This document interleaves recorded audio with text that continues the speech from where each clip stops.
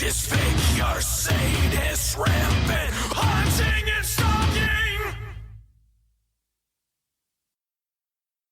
Close your eyes and turn away. The burden suffering will make us vibrate your mood. Free and proud, become a ghost within the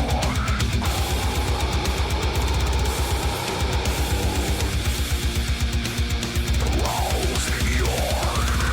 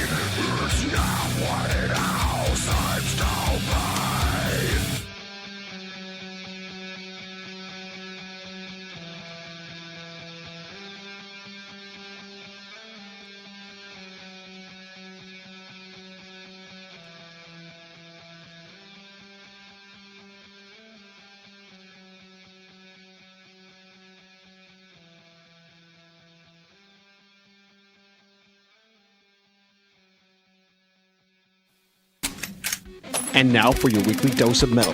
Here are your hosts, Morgan Danielle and Luco Blaze on The Metal Experience.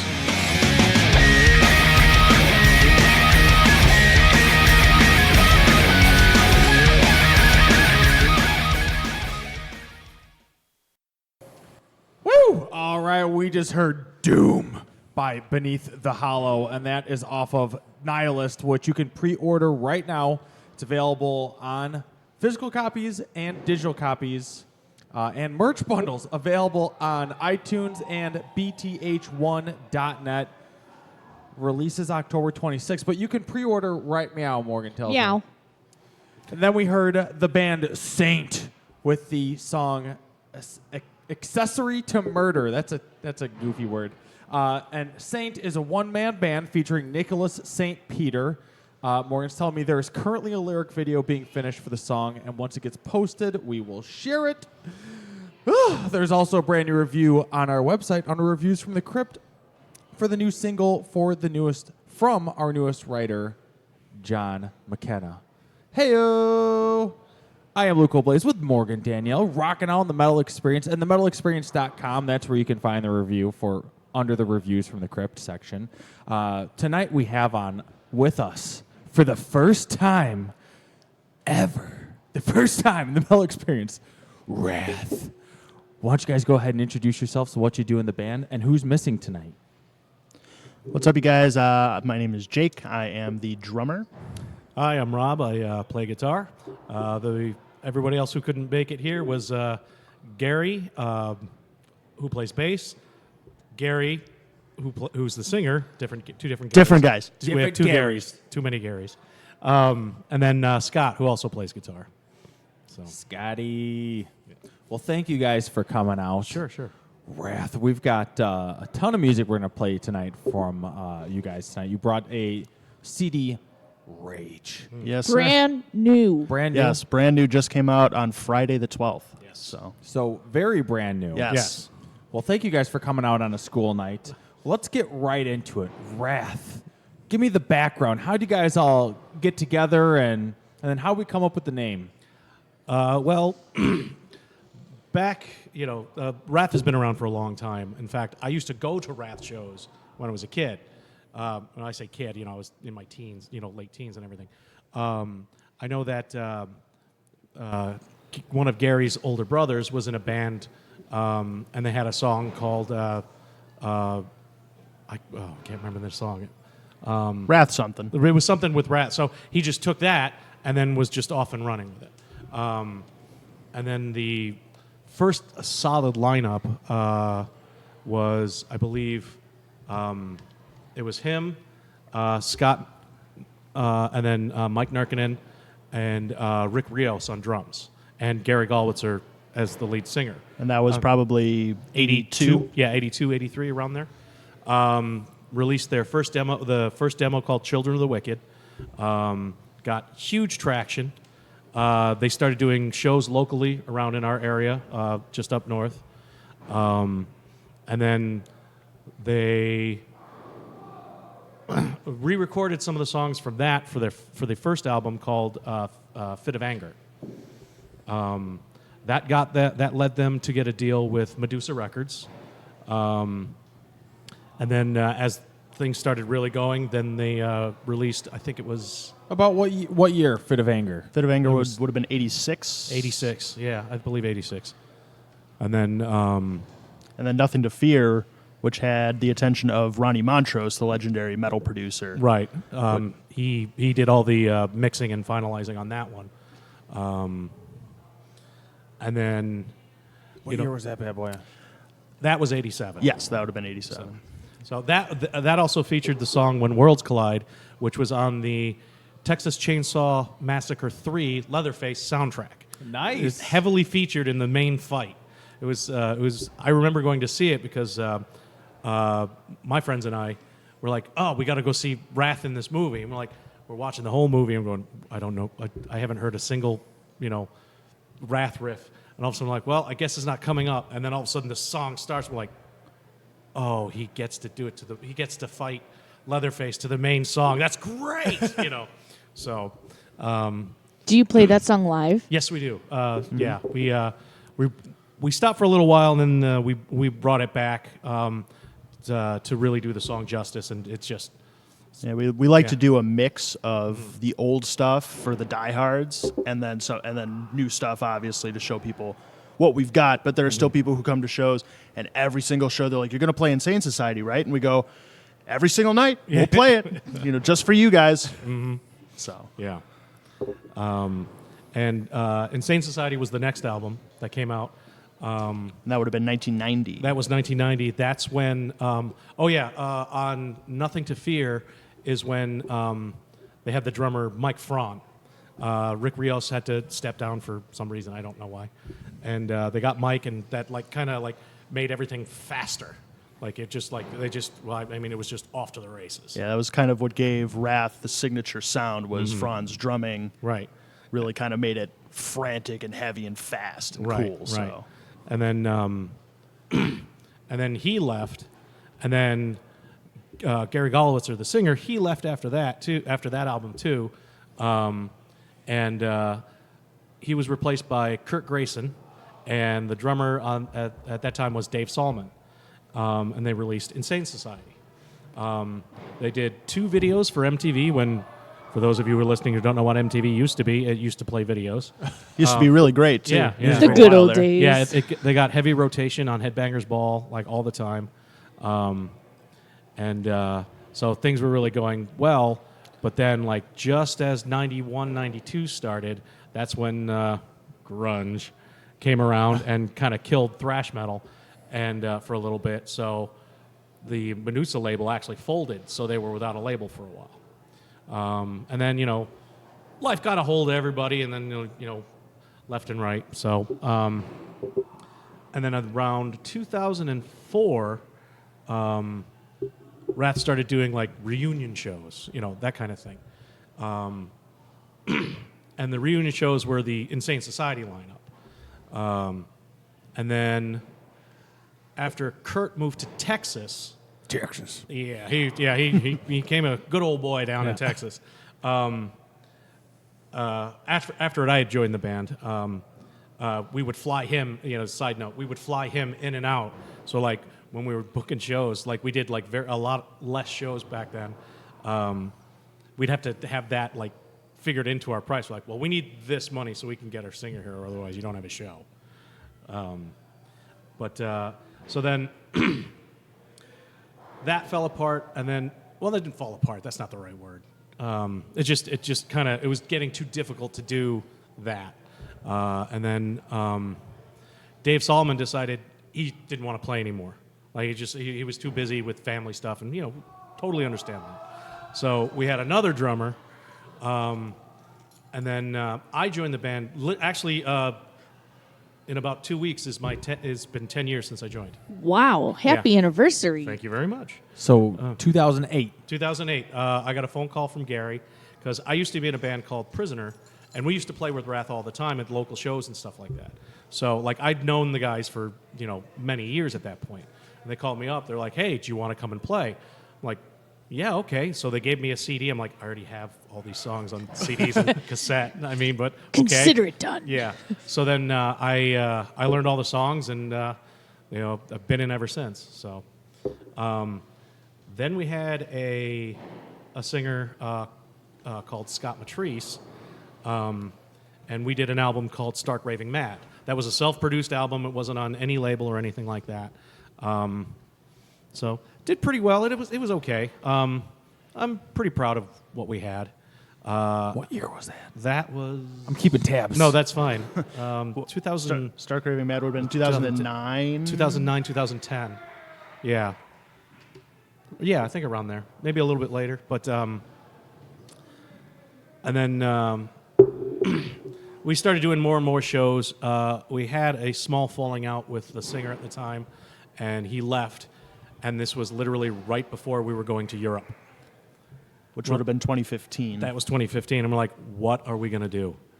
So I'll never forget this. This is hilarious. So I'm sitting there, and, I'm warming up and stuff, and at the practice spot, and all of a sudden I hear someone coming down the stairs. I go to look, and I see it's Gary Galwitzer, the original singer, and I nearly went, "What are you doing here?" I went, "Why, hey, buddy." And he's been with us ever since, and he's like, I don't know how he managed to keep his pipes clean, man. He just rips it. He really does, and live he's even better. It's unbelievable. So, and then we just kept on, and then we had a disagreement with the drummer, that drummer, and then we found Jake, and he had, how many practices was it?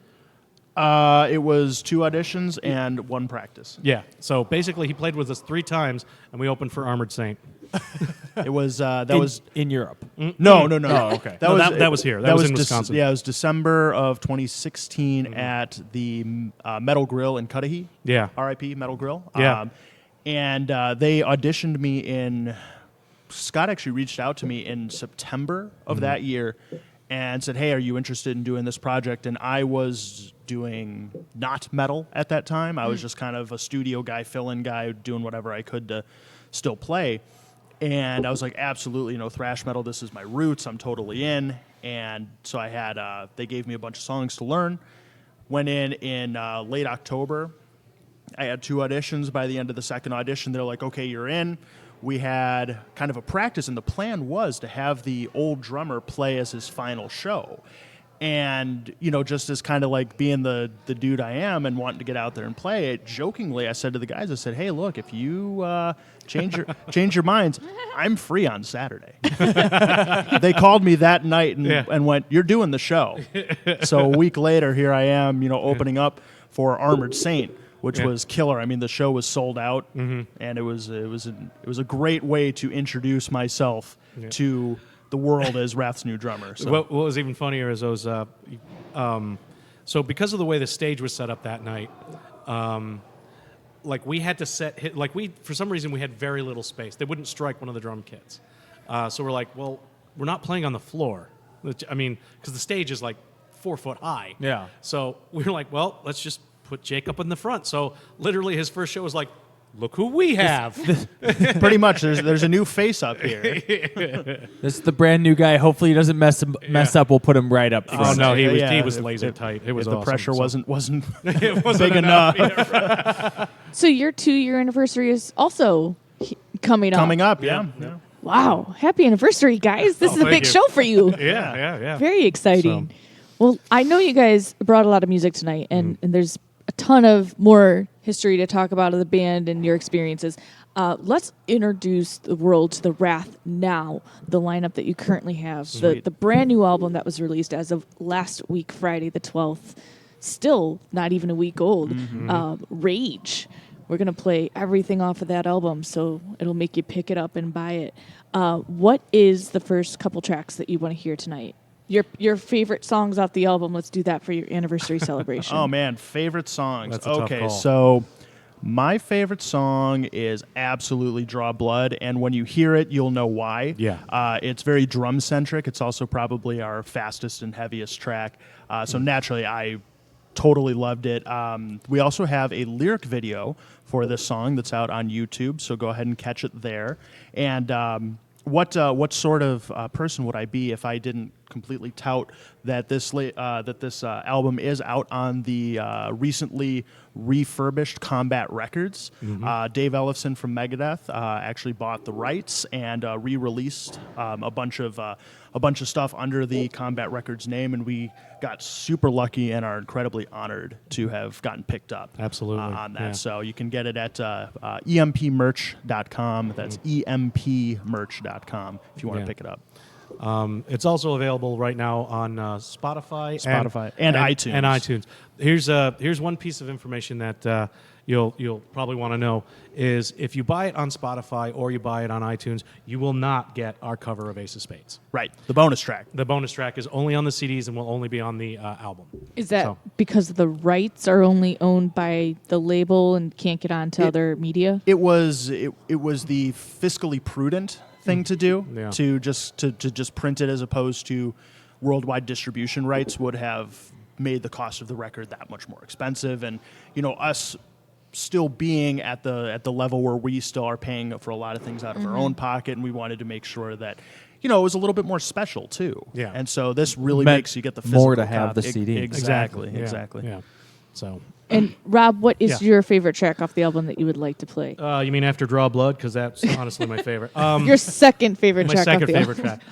track. It's like, which of your babies is your favorite? Yeah, which of pretty your much. children is your Which- favorite? Yeah. You gotta have one.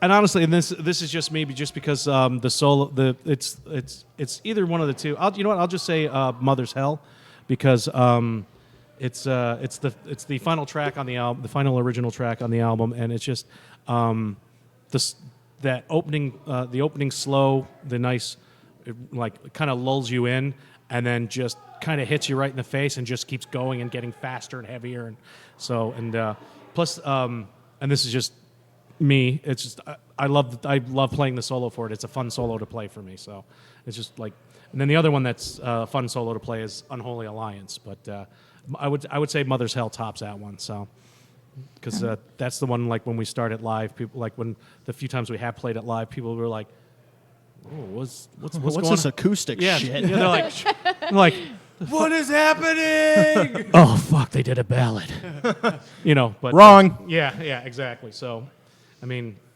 but yeah, I would say Mother's Hell is probably my next one. So, All right. Well, yeah. off of Rage, here is Wrath's first two picks of the night: Draw Blood and Mother's Hell.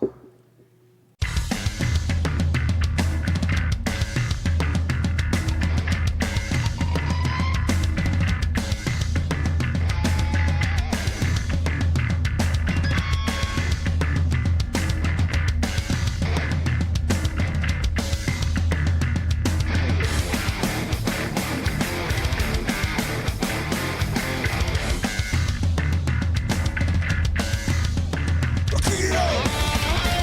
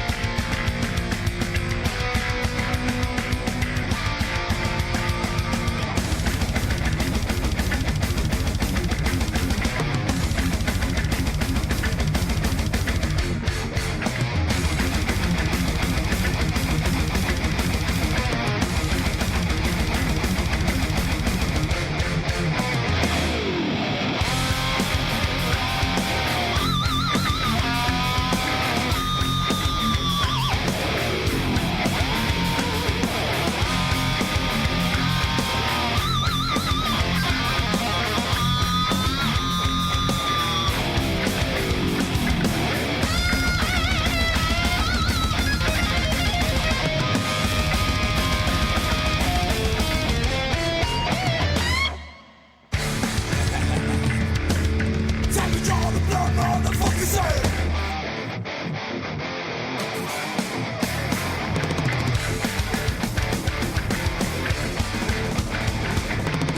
Can you see what I see?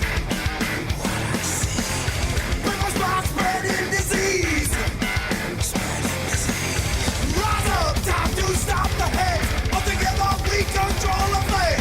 As one we can win this fight. United front, dark in the night. See it, you feel it, you taste it. No regrets at all. Time to draw some blood. See it, you feel it, you taste it. No regrets at all. Time to draw blood, brother.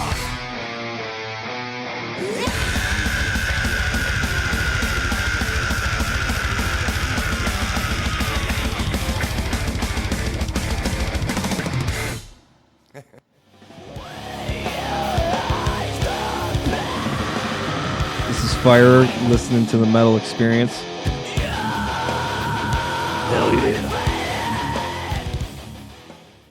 Woo! And we are back, the Metal Experience, rocking out in the dungeon tonight of Fitz's Spare Keys. And we just heard Draw Blood, which there's a lyric video up right now on the YouTubes. We're going to post that on the Metal Experience page. And then also we heard Mother's Hell. Those were both by Wrath. What were those bad boys about? Draw Blood is sort of like the original lyrics. The first draft of the lyrics were pretty on the nose, but then Gary wanted something. I don't want to say better, but he rewrote his lyrics and Revamped. Thank you. That's the word I was looking for.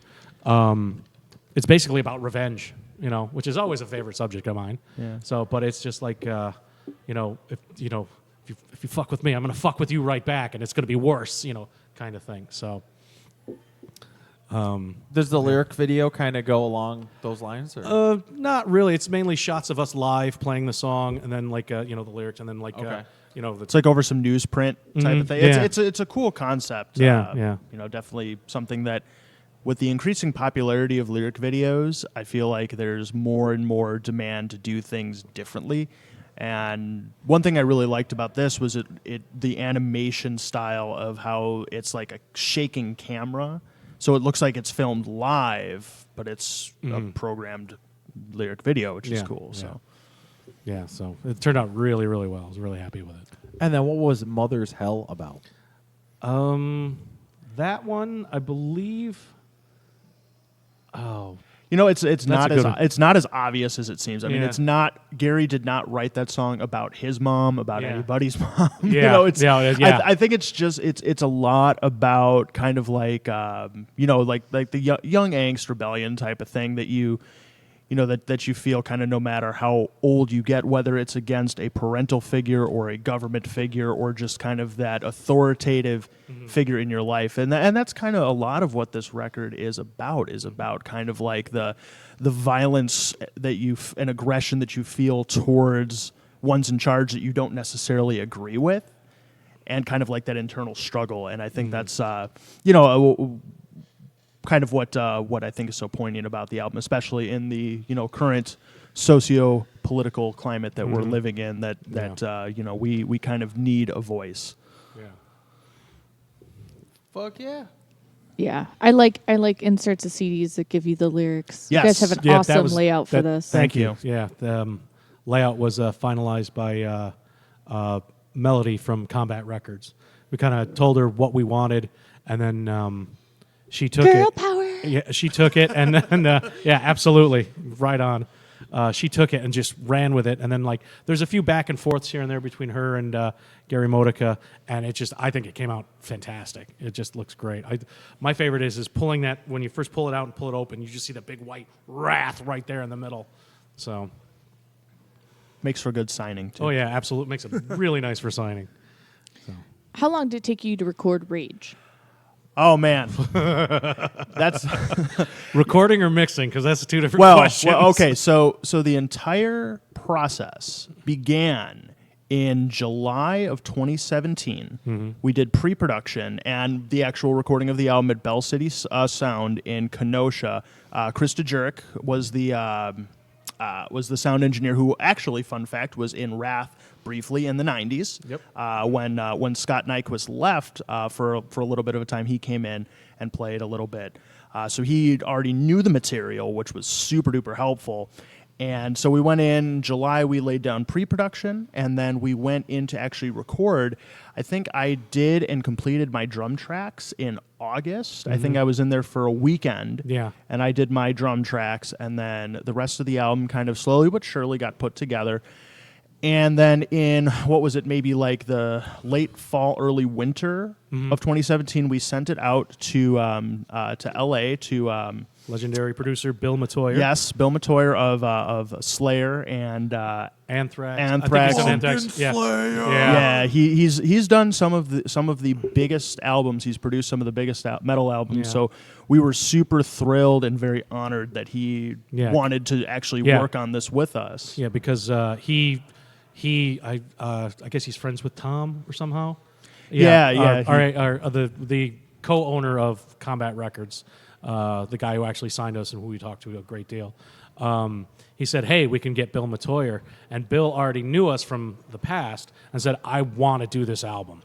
And we're like, yes, absolutely. Yeah. Come on board. Let's do it. And it was a long process. I'm not going to lie. It was a very, very long and sometimes trying process. You know, because the problem is, because he's in LA, we're in Chicago, he would have to send us. And because he's way up in the mountains in California, so he doesn't have reliable internet connection or anything. So he would actually have to go to public places and upload these tracks to send to us, to get like our sign off on. And you know, of course, creative differences. He's got kind of a very certain way of doing things and hearing things. And, you know, I can only speak for myself, but I have a very certain way of doing things and hearing things. And when my stuff doesn't sound the way I want it to, you know, I'm going to tell you about it, obviously in the most, creatively constructive way possible. I'm not a total asshole and was like, oh, fuck that. I'm not, my snare doesn't sound right. The album's not moving forward.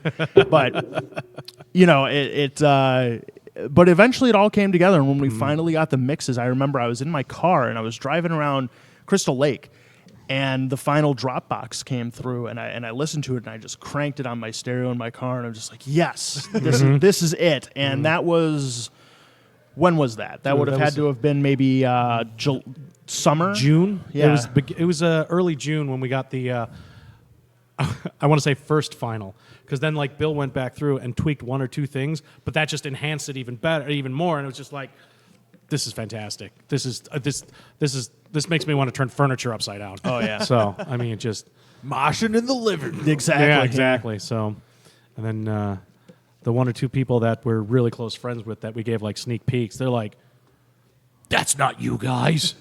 No, that's us. Yeah, when you let friends and family listen to it, and they're like, and the ones who know you and know the stuff you've done before this, and they're just like, holy shit, dude. Yeah. So, where did you pull that from? Yeah. Well, you know. Yeah. So it was cool. And then so we finally got the final sign off. We got the sign off on the album artwork, and it came right down to the wire. You know, October, and of course I have to tell the story. There was a the recent hurricane in South Carolina happened to be where the distribution warehouse is, and we had. Because we recently were out on tour with David Ellefson of Megadeth for his Bass Story tour, which we can talk more about later. But we were supposed to have a CD release party on October 5th, which was the original release date of the record. It was at Route 20 in Sturtevant. And we heard that the distribution warehouse got hit by this hurricane, or was going to get hit, and they were halting shipments. So they had to push the official record date back a week, but they're like, we'll try and rush you guys copies so you have everything for the show.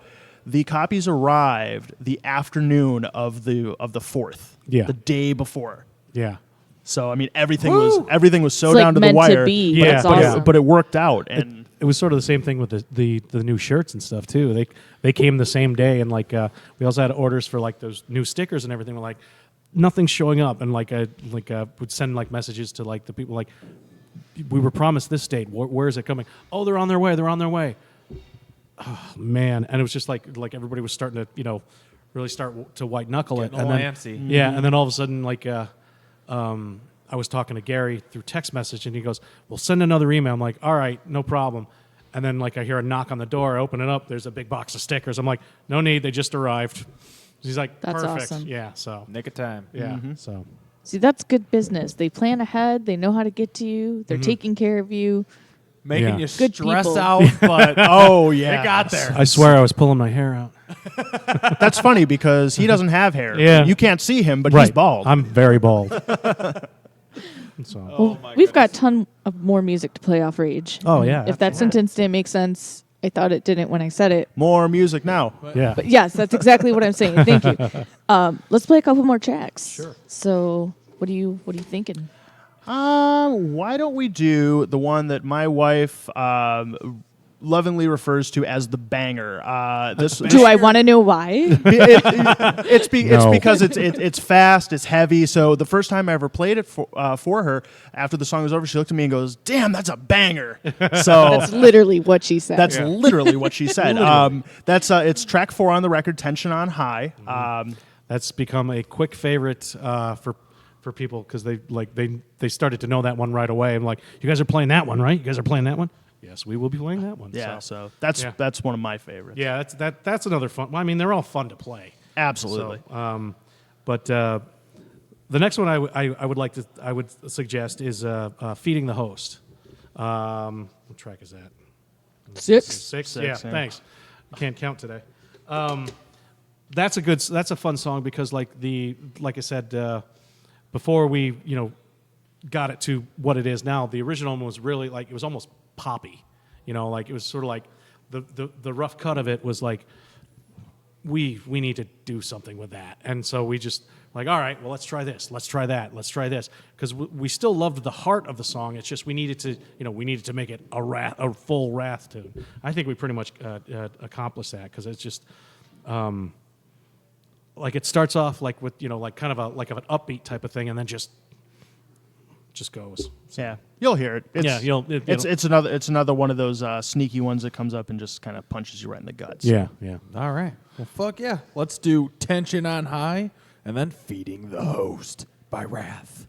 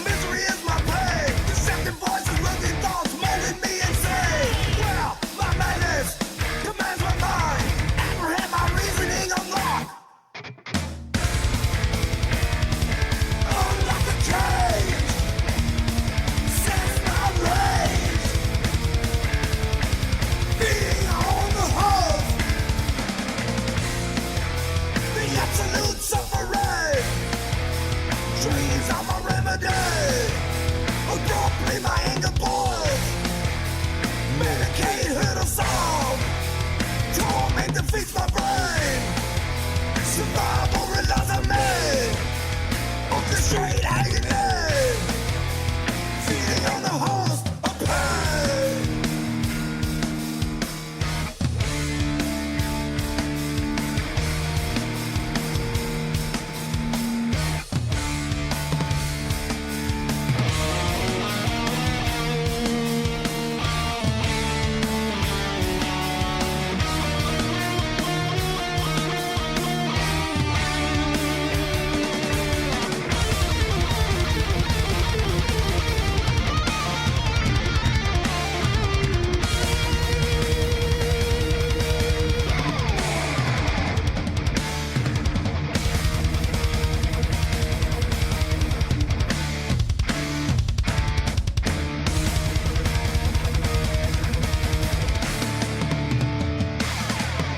I visualize insanity and where it takes my mind. Never-ending tragedy shows all the blame. Content to take up, embrace my future thoughts. Can't escape when I'm running false. Inside my thoughts I pass down, feeding on the hole. Never understand the sadness, how it seems to grow. Alone, my numbness seems to sense my rage. Desperation increasing, unlock. Unlock the cage. Sense my rage. Feeding on the hole. Unlock the cage. Sense my rage. Feeding on the hole.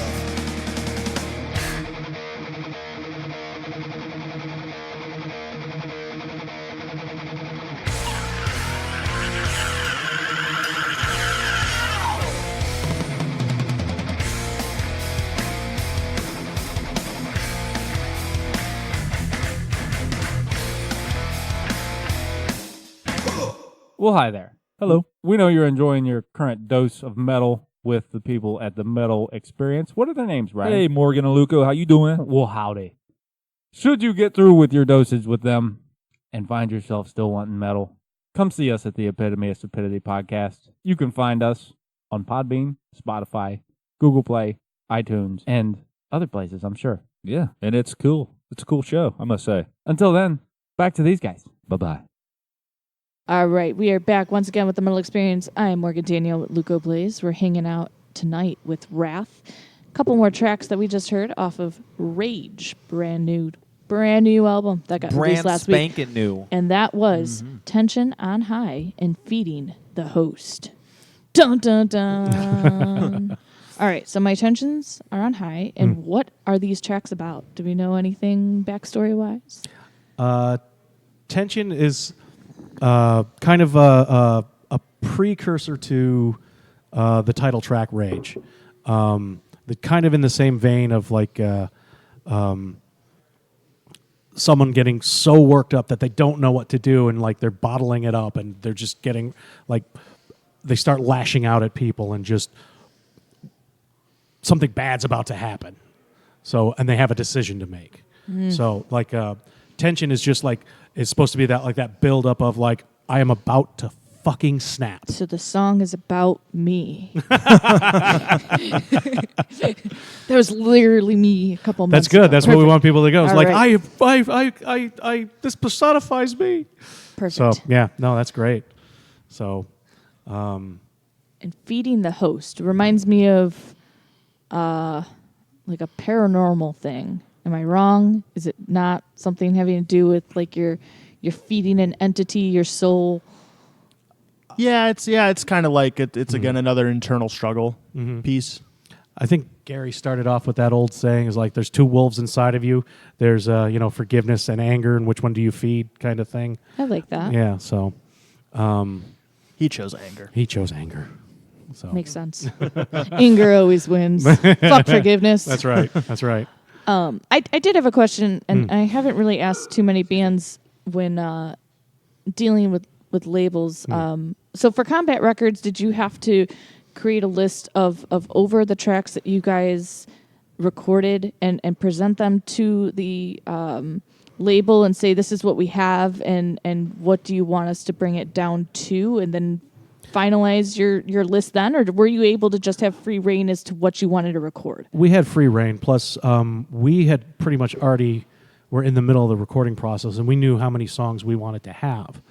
And so by the time Combat came in, they're like, "What do you guys have? This is what we're going to have, and this is what we're going to be done." They went perfect and just signed off on it. That's awesome. Yeah. So they listened to it after the fact. yeah. Yeah. So yeah, because I think it's because they knew what we were capable of, you know, given the past, and that you know, Tom Hazert was a very big fan of ours. He's actually from Green Bay, so he. Hey, Yeah, calm it down over there. we know. Yeah. But anyways, you know, We love he was a big fan of ours and thought that we would do very well on this label, and you know, kind of gave us the all clear to do really. I mean, because they didn't hear it until after we pretty much signed the deal. Yeah. So they kind of gave us like a single album deal, and we're Right. like, look, so we'll try you guys out and make sure that it's cool. And then they listened to it and they're like, yeah, okay, yeah, I think we made the right choice. yeah. That's So, awesome. The fact that they had the faith and free reign, that's awesome. Yeah, it really boosted our confidence too, because it would like we were afraid of them going, well, we don't like this song, change the, you know, like we were hoping that they weren't going to be like, well, we need 7 more songs on the album, you know, that kind of thing. But they just went, just the fact that we're like, this is great, you know, this is great. Let's get it done. So we're very happy about. Did you that. have a deadline that you had to meet, or was it whenever you felt like it was ready to present it, you were? Not at first, so that's why it like. But after a while, they're like, "All right, guys, come on, we." Well, gotta get this done. I don't know Yeah. how much they were really pushing because they have so many fantastic bands on the label. Yeah, For example, our label mates Green Death that we were just out with are releasing an album next. next week, the 19th. Later weekend. later this week. Yeah. And It's a great album. Oh, It's really fantastic! good. And Killer Dudes, they're from Des Moines, Iowa, and so they have a record. Then of course they had what was it? Tony Rizzo Yeah. had a record. And they had a bunch of releases, so they weren't really leaning on us to come out with anything really quickly. They were just like, look, you guys, whenever you kind of can. And Yeah. I think But also don't Don't take rush forever. it. Yeah, don't rush it, but don't take forever. Because and we wanted to get it out, I think, worse than they wanted it out. Because after you hit the 15th month of production, you're like, okay, let's get this thing out already. Can we just end it, please? Yeah, You know? it sounds great. Yeah. Just no more tweaking. But let me make this one more change. Yeah. Yeah, I think that's definitely important, especially now. There's so many bands. I feel like when they sign a deal and there's an expectation as to how long albums have to be put out, you lose that creative ability to keep producing because you're on a deadline. Right, yeah. And you're being rushed to put out another product before you might have material that you feel 100% on. Right. So that's awesome. Yeah. So You had questions, Luco, about their artwork. The artwork. So, who did the album artwork? And describe the album artwork to the listeners. Yeah, so the album artwork we outsourced this one to the Philippines, actually. And I know I'm going to butcher this name, so if you're listening, I'm so sorry. It's Hey, that's how we always feel. yeah, so I believe it's pronounced Epot Potra of the company 5 milligrams. So it's a dude in the Philippines who did. I know him Yes. from Facebook. He actually does a lot of bands from this area. He did our buddies in All Kings Fall. yeah, they just got a new album. They out, just too. got a new album came out. He did their album cover. And then Rob, I will let you describe Okay. the lovely album cover to our listeners. Okay. So, of course, Story time. Yeah. Close your eyes. Yeah. Take a deep breath and visualize. Listen to Rob's voice. Let it sink into your soul. One of those ASMR. Yeah. Everybody's going to sleep now. So when you first look at it, the first thing you see is the three-faced man who is burning on fire from rage. The face on the left-hand shoulder is like gritting his teeth in anger. The one on the right is screaming in agony, and the one in the middle is trying to be perfectly balanced. In fact, he's holding his hands in almost like a prayer. And then the extra arms of the because there's 6 arms. 2 of them are holding very sharp knives, and the other 2 are like just holding their arms up into the sky. Now, the fire coming off of the main guy is like it kind of like turns into like screaming faces of fire. Then it almost turns into looks like veins. So it's like just like burning from within kind of thing. That's the image you were going with. And then on the bottom half shows like it looks like tree roots, and that they're also screaming faces down there. So it's like, you know, I'm planting myself here. I'm making my stand, and I'm really, really fucking pissed off. So that's kind of the motif we're going for. It's just like, you know, we know how angry we are. You got to keep it balanced. Otherwise, you're gonna fucking rage. So, and that's always a good thing, though. So, and then we have other artwork, but we haven't released that yet. So for like new shirts, there's some other cool new stuff that's coming out. Yeah, that was done by the same guy. Actually, if you go on to the Combat website, the empmerch.com, and you look for our album, we have a bundle deal where you can buy a T-shirt and CD, and the T-shirt is also designed by the same guy. Yeah. So you got a killer T-shirt design that is not available elsewhere, so you have to get it through empmerch.com, and also vinyl, too. You can pre-order vinyl, which is going to be coming out in the next couple of months. Yeah, looking forward to that. And you may now open your eyes, take a deep breath, and accept Wrath into your life as your Lord and Savior. Do it. That's awesome. No, I remember finding 5 milligrams on Facebook and seeing his artwork. He is very impressive. Does some good stuff. Yeah, he does. Yeah, like there's a bit back and forth of the original design, which was similar to what we ended up with, but there was like a lot of changes that weren't originally on that. Like that maze picture that's on the back of the album, that actually used to be underneath the character on the front. But we're like, no, we want something more, you know, brutal. You know, we can save that for the back. So Nice. yeah. And it's got your pretty pictures in the inside, Oh, so yeah. everybody can identify you at shows. That's right. So Awesome. Everyone's rocking out. Oh, yeah. yeah. So you guys recently got back from doing a short tour with Dave Effelson, and how was that? Where did you guys get to go? That was great. It's honestly, it's a highlight. Super fun. Yeah, it was so great. Where did we start off? Well, so his deal, for those of you who don't know, David Ellefson is currently on a kind of like not really a solo tour because he brings along his friends and fellow musicians. He's on what he calls a bass story tour.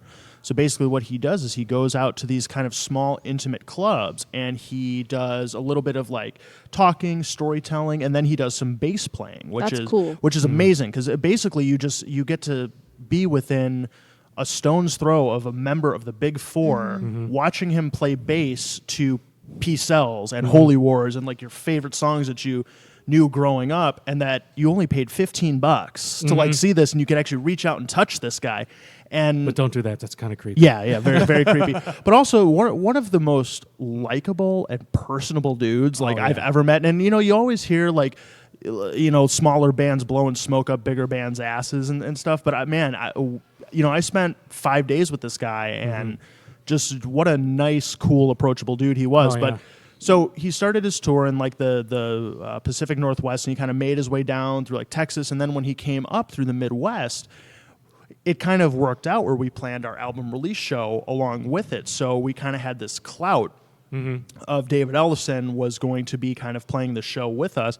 And the tour, the Midwest leg, actually started in Bradley, Illinois, which is down south by Kankakee, which we weren't able to do. But, of course, our label mates from Green Death were there. And then it came up through Lombard at the Brower House. Then we did Route 20 in Sturtevant. And then we did Q&Z in Ringgold, Wisconsin, which is way up north. And then we ended in Mankato, Minnesota, which is just outside of David's hometown of Jackson. So, and also they just declared what was it the 9th? October. Yeah, the 9th was David Ellefson Day in his hometown. That's awesome. So, Yeah. So he was conveniently in the area for that. And right now he is in Europe continuing his bass story tour. So. Right. Which takes on a slightly different format, whereas like with us and, you know, the tour here, it's a show. there it feels more like a bass clinic because I was actually watching one of the live feeds today, and he's sitting there and he's talking. And he's going through some of the stories that we had heard during his show here, but everybody's sitting in a chair like that, with their arms folded and just like, yes, I see. That's very interesting. That's how I actually met him and saw him. This had to be 2009. I know he used to do a lot of bass clinics. He did it at like a Guitar Center or something. a Sam right? Ash. Yeah. And my brother at the time was like, "Hey, you want to go to this? I don't have anybody to go with." And I'm like, "I guess," because he knows, and I'll openly say it. I am not the biggest Megadeth fan. I was listening to Megadeth today. Will take it was out. listening I on the will way here, literally honestly. physically take it out of a CD player because, no offense, I can't stand Dave Mustaine's voice. I was listening to Countdown to Extinction. But I was like, yeah, I'll go, because I like seeing and talking to musicians. So I was like, okay. And I realized how dumb it was when I went, but I went wearing an Alkaline Trio shirt. It looks so Super dumb. so out of place. I love them, but I should have chosen more wisely. this band! At least you didn't But wear you a know what? Metallica shirt. No, I wouldn't do that's that. I thought about it, Yeah. but it was just him, and it was like you said, it was a bass clinic. And not a huge turnout, and it was free. And I can't remember what I got signed by him, but it was like a meet and greet, and my Your brother got boobs. and no, Got my boobs I signed. do not do that. I But would have. there I was would've. Yeah. guys there, with their kids, and he was just such a down to earth guy, and very humble, really into Oh, talking with his fans, and I had a lot of respect for him, and Oh, I was yeah. like, wow, Oh, yeah. I actually got something out of this. Not that, I like Megadeth, but I was like, he was an interesting guy to go and watch, and I'm glad my brother had invited me. Yeah. Still don't remember what I had him sign. I was just like, oh, for the hell of it, okay, here you go. Yeah, But right. yeah, Signed I got by I Alkaline do Trio I shirt. do have a picture of me with my brother and him. Oh, that's which cool. was really cool. Yeah, that's always good. Yeah. Well, and one of the coolest parts too of the show, and initially the plan was to do it just at the release show. We actually got to play a couple of tunes with Dave, and we got to play Ace of Spades. Yeah. Which he already knew. We didn't have to we were just like, hey Dave, can you play Ace of Spades? He goes, of course I can. Yeah. And then we learned 99 Ways to Die, The which Megadeth is tune, which is off of the Beavis and Butthead soundtrack. Yeah, right. Fuck yeah. And so we played it at Route 20, which was super fun.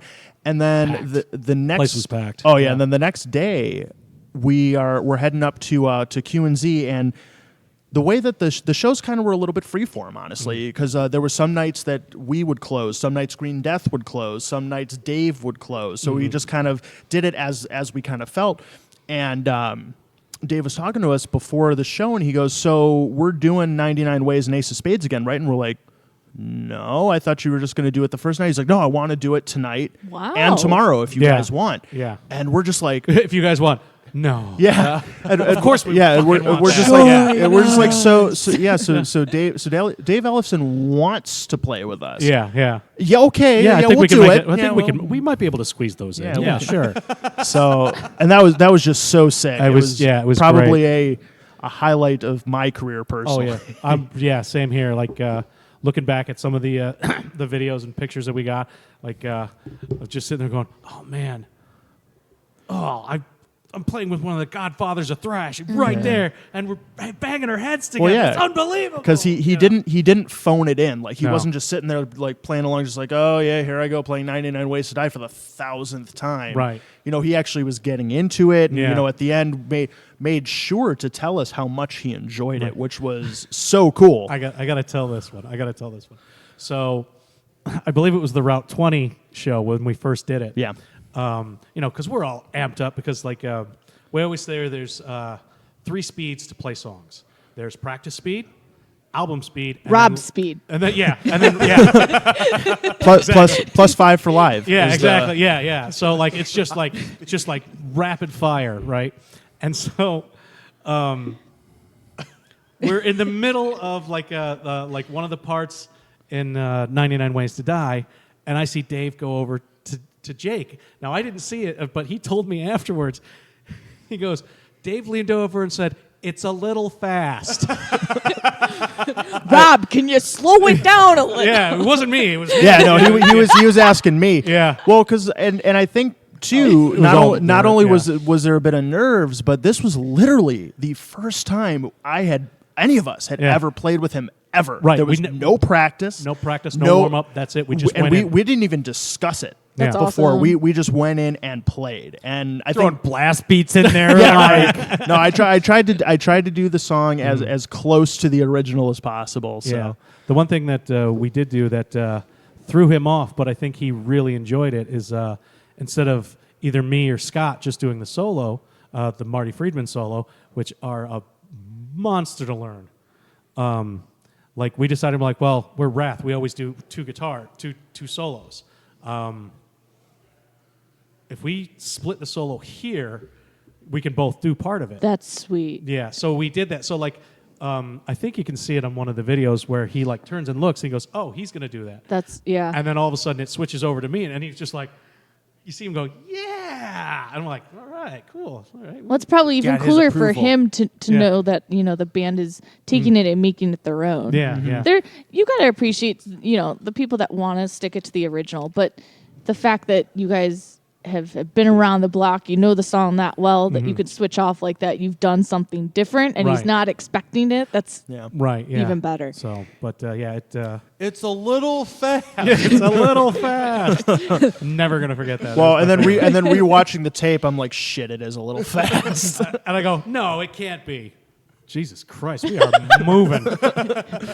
That's why they call us Rad. Yeah, it's we thrashed it out for sure. I mean, So this was both of your time meeting Dave for the first time? Right. Yeah, yeah. I'd never met him before this. yeah. The closest I ever did was going to Megadeth shows. I mean, getting up to front row and being like, "Woo," right in front of him. But Right.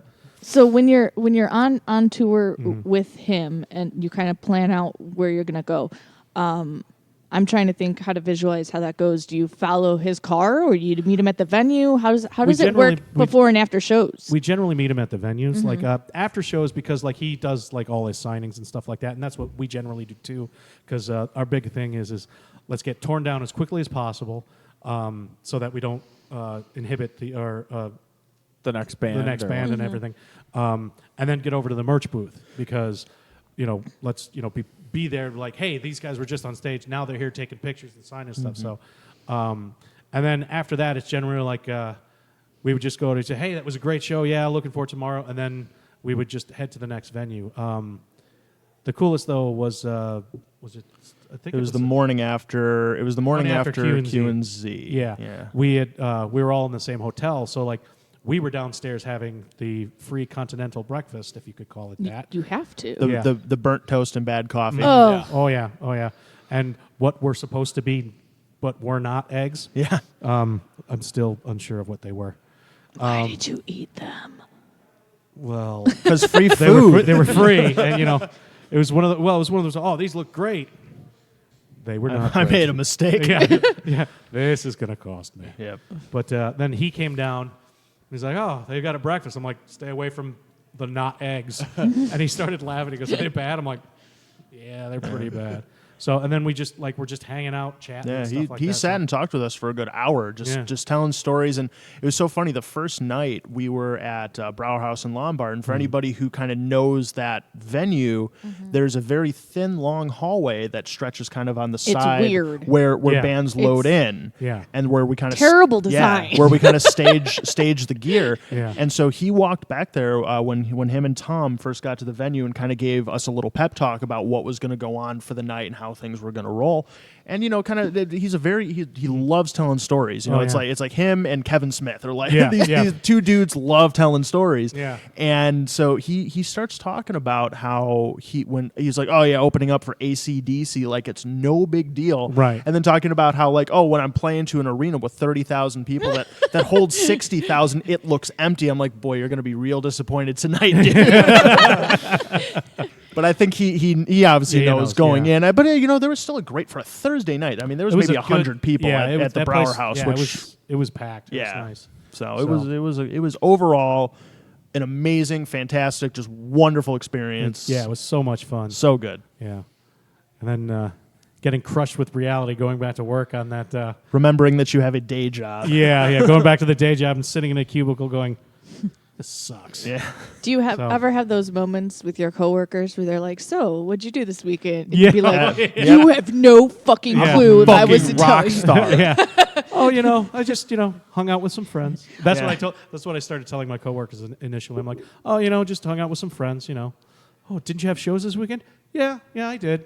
And then like a couple of them will like go on Facebook and stuff, and like And then kinda they like, realize how big you are. Why are you still working here? yeah, they're like, what are you still doing? I'm like, I still got bills to pay. Man. Yeah. I mean, Yeah. But yeah, and it's so funny because there's a bunch of coworkers that'll like they've tried to friend request. I'm like, no, You can't see what I do in my spare time. Like you can see my profile pictures, and my cover pictures, but I'm not gonna let you see what I do elsewhere. That's just. Have you ever considered at this point creating like a musician profile for yourself? Yeah, because like I'm just sitting here. I've gotten 3 more friend requests from people.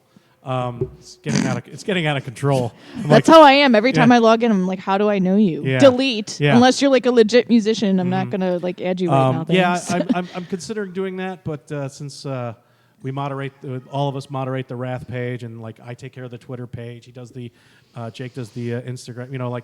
But I mean, we all have a hand in it and stuff too. It's just like right now, I don't need another page to deal with. It's a lot. And like anybody like who's a fan that I actually know and like see on like example, Richard.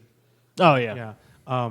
I consider him, like more than just a fan because like he's been to like shit.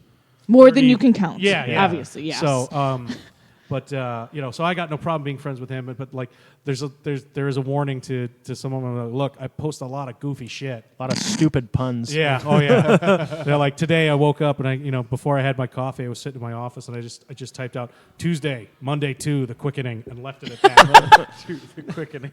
That's how I feel. Yeah. So It's like shit. yeah. So it's just and just random observations and stuff like that. So just because I mean, the world's filled with enough rage that I got to laugh at it sometimes. So Well, going off that, let's play some more of Yeah, Off let's do Rage. that. Yes. Let's do another twofer. Still a lot of music coming off this album for your ears. Yes. Okay, so I think enough dilly-dallying. The time has come to play the title track. The titular track? the- Yes. No, because nothing is called Wrath, Luco. Doesn't work for that. Rage. Nope. well, My rage. The song is called There's My a Rage, word in front Yes, of it. yes. So this song is probably one of my favorites, and is quickly becoming a fan favorite as well. It's one of the heavier tracks on the album. I mean, it's just pummeling. Like the main riff to me is it just throttles you. It just keeps Also, smacking you. So. for anybody who is a fan of classic Wrath, you'll hear some old school Gary Galwitzer style vocals on this one. big time. So All right, so My Rage, Jake's pick. Yeah. What you got, Rob? I'm gonna go with Unholy Alliance. This is another one of my personal favorites, just because the riff is a lot of fun to play. Because when we first were writing it, there was like sometimes Scott had this unique picking pattern on the riff, and like for some reason I'm like, why am I not being able to pick this up? I would get close, but it would never sound right. So it was just sort of like, and then like I changed it completely to like guitar players will know what I'm talking about. Like this, aside from like literally 3 parts, I'm doing and my solo, I'm doing all down picks. So it's all like. If you do all down picks in a song, you're insane. It's just don't do that because your wrist is going to explode. And this song is no exception to it. So like once you hear it, you're like, you do it. You're just doing that. You're not like doing this. You're just doing down. Wow, what was wrong with you? Also, big stupid drum intro. So Oh yeah, it's like no way. I use stupid as a term of endearment. Yeah, right. I wish that first hit was just like I wish they would have added like a big sound effect, the boom, kind of thing. But Just it's massive reverb, Yeah. reverse cymbal swells everywhere, bass drops everywhere. Maybe that stupid air horn that meh, or everywhere. those rattler bells that. Just one of those. everything that you could possibly throw. just like you dumped open a trap case and it fell all over the floor. Well, apparently these tracks are going to be super noisy. So here is My Rage into Unholy Alliance, 2 more tracks off of Wrath's brand new album, Rage.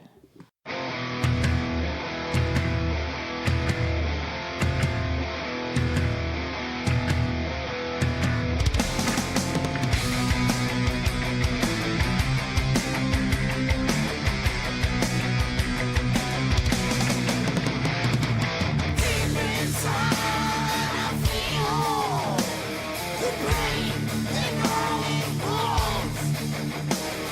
It turns into outrage.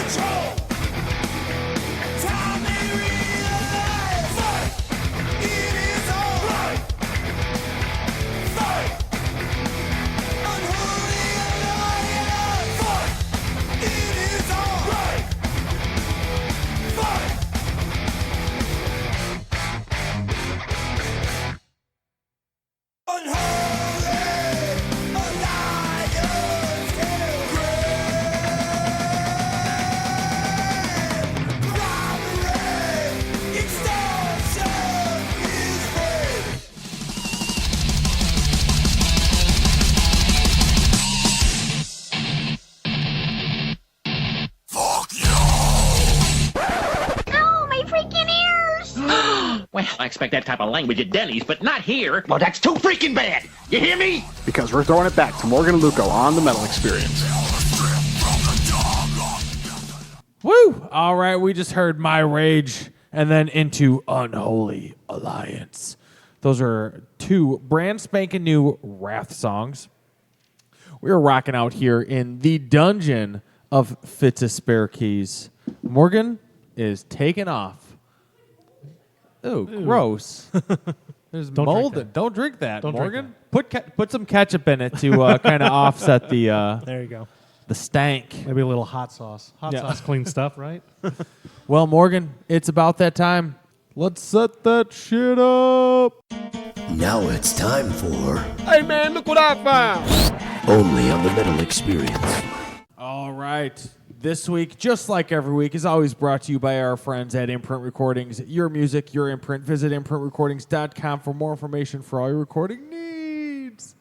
This week, we have all the way from Montreal, Quebec, and I actually have this CD that this is on. This is the band Acurion.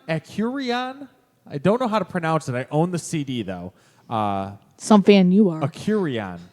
It's not and- like on their Facebook page, though. I try to look for you to have it broken down as to how to say it, but it doesn't exist. Well, it's got some former and current members of Cryptopsy, which I have a huge boner for.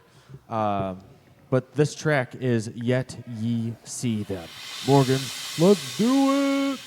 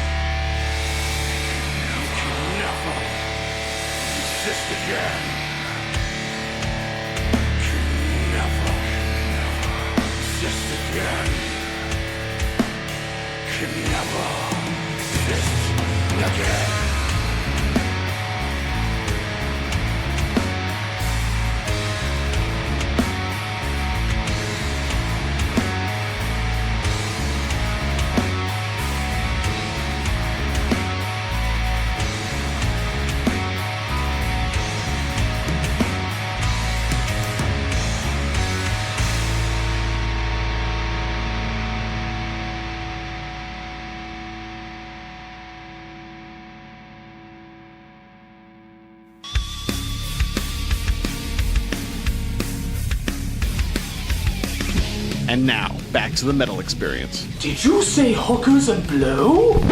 No, I said the metal experience. That's not nearly as good. Fuck you. Will you wear the blood?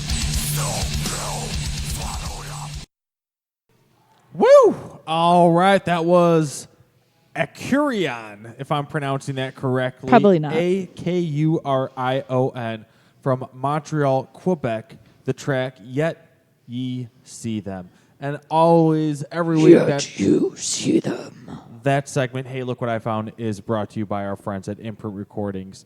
Check them out at imprintrecordings.com for all the information, for all your recording needs.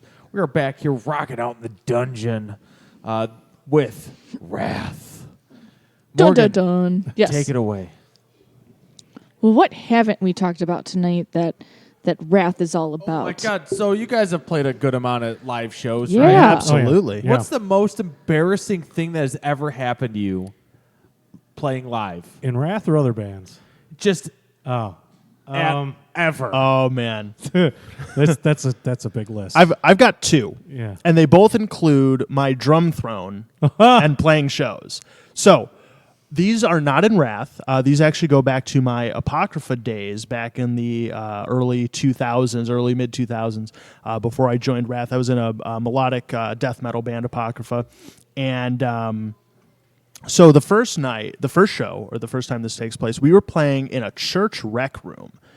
I'm not sure how we booked the gig. It was a bunch of metal and hardcore bands at a church, and they actually had a full stage set up in this rec I room remember reading about this show. with a riser. And it was a plywood stage with a plywood riser. And I remember, because I play the big double bass kit, and my kit was much even bigger back then than it is now.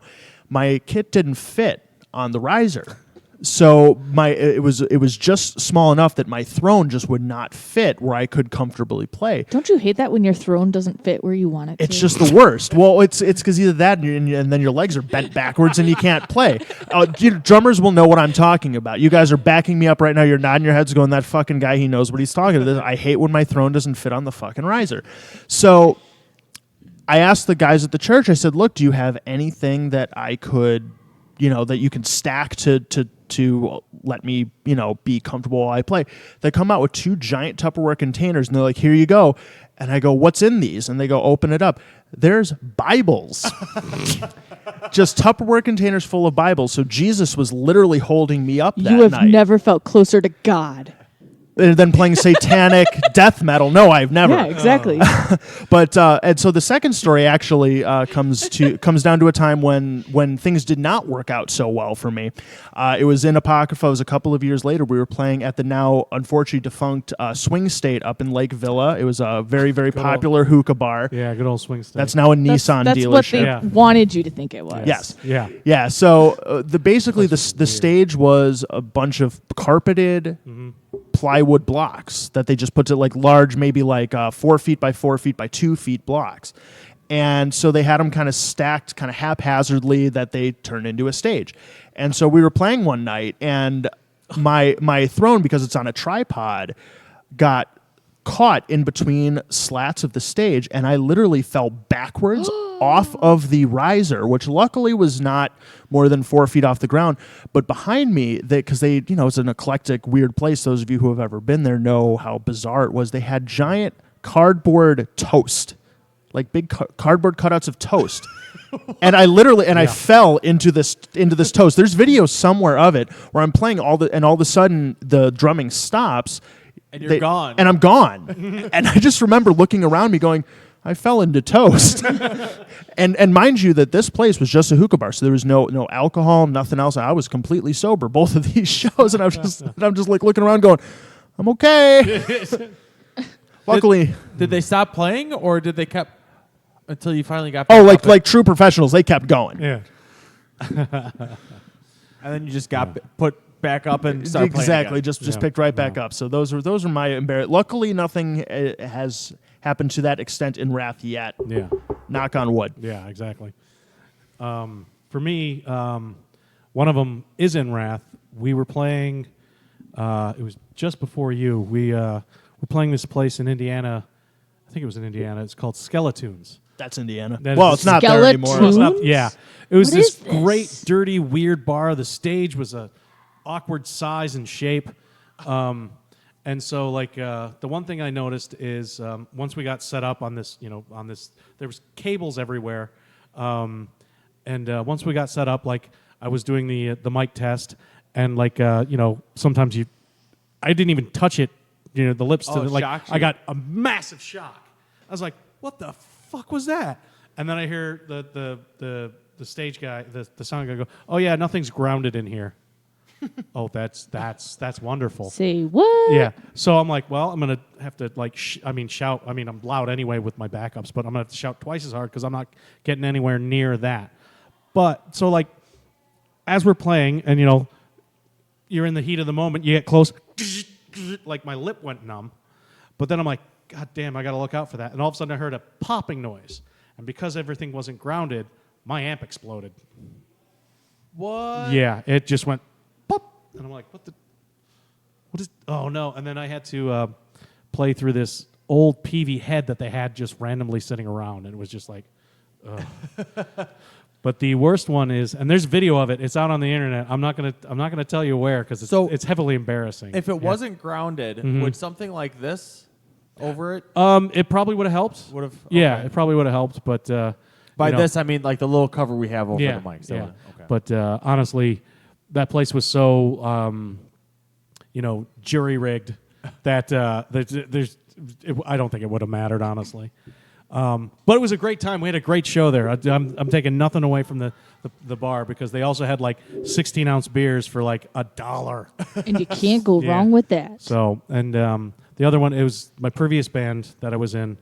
We were playing a show, and like I said, it's out there. I'm not going to tell you where because it's highly embarrassing. I was probably in my early 20s. I was like rail thin. I had long hair down, like it was just after I'd cut it from, my hair used to be down to my waist. I cut it back up to about here. I had a full beard going on. Yeah. The nips. The nips, Yes. right at the nips. Use the nips. Nipple level, everyone. So, right now everybody listening is going, oh, okay, I see how far that, yeah. So anyway, for some reason that show, I decided to get horrifically drunk before the show, which I do not do. Rookie mistake, number one. Yeah. I mean, and it is visibly noticeable Because like I am just all over. I'm swinging my guitar left and right. I'm like, I am nowhere near on time or anything. And I remember watching that video many years ago before someone found it and uploaded it. Going, I don't want anyone to see that. That is the reason I do not drink before shows. I have maybe 1 or 2 beers and that's it. But I mean, like, it's just a mess. Like, there's one song that band, their signature song. I remember beforehand going to the other guitarist Joe. I'm like, you got to do the solo. I can't do solos tonight. It's not gonna happen. Not gonna happen. I can't do solos tonight. Yeah, I'm just ready to trash, you know. And like, and it's funny though, because like you see him in the video, and it looks like he just got off of work painting a wall. I mean, he literally is in painter's clothes. I'm like, this is a mess. So that's heavily, and that made me go, okay, I gotta step up my game here. So. Tone it down a little bit. Yeah. So no more drinking before shows. So, but yeah, that's probably my most embarrassing moment. I mean, I've fallen off of stages before. Oh, I got another one. That just reminded me. Rob's an embarrassing guy. Yeah, but the thing is I own it. So because like it's like everybody fucks up. So just accept. We're it. human. Yeah, it happens. So we did a show at this place. It used to be called Bobby McGee's. I can't remember what it's called now. Yeah, Star Bar. Right? Yeah, something like that. It's no longer there. Oh, is it? They no longer closed gone? it completely. Oh, okay. So we were doing a show yes, there. It was those. Yeah, and we were playing, and like it wasn't the best show, so there wasn't that many people there. And at one point during our set, a janitor comes up and starts mopping the floor in front of the stage. You may play metal, but you can't stop me from doing my job. I'm gonna pick up this spilled beer here, dude. So, but that's not the Well, embarrassing metal if you part. slip on it. Yeah. So we're sitting there playing, and going into solos, putting my feet up on the speakers and stuff like that. And then like I was talking to one of the other bands afterwards. I was like, so you rocking with your cock out? I'm like, yeah, whatever, not even thinking. And all of a sudden I looked down, I had ripped my jeans from crotch to knee and had no idea. So I'm like, well, I'm glad I wore my underwear tonight. Yeah. Boy, that's embarrassing. I'm like, there's nothing, fuck it, there's nothing I can do. This is what happened. The wang hanging out. Yeah, so. Okay. So, but yeah, I was just like, Jesus So you've Christ. fallen off stages before, though? Yeah, I have. Yeah. Just rack it too hard? And yeah, or the stage is too small. Not properly lined with tape. Yeah, exactly. Like, hey, there's a step here. Whoop. Yeah. There's this one really tiny bar. My previous band and Wrath, we did it like it was another show that I pulled double duty because it was just going to be a fun little show. And the stage was this weird, like, corner stage that had, like, different levels. Like, they were stairs. Let's face it, they were fucking stairs. And I was standing there, and like I went to turn to look at that side of the crowd or whatever, and I just went, and it was only about like maybe 2 foot off the ground. But if you're not looking, that 2 foot feels like Jesus Christ, I'm gonna die. Yeah. And then just so like I just bam. Get back up. And it happened 2 more times that night. So, but not just to me, too. So it happened to other people. everyone else was falling all over the Right, place. yeah, okay. yeah, so. All right. yeah. Well, those are always my favorite to ask. What's Yeah. the most embarrassing live moment? Well, You guys have also had probably a lot of fan interaction over the years because Yeah. of your signings and stuff. So what has been? I'm trying to think of a couple questions for this. What has been the craziest thing a fan has ever done when meeting you, and what's been the most surprising thing a fan has ever done? So, most surprising to me actually just happened fairly recently. We were in Poughkeepsie, New York, August 18th. Poughkeepsie.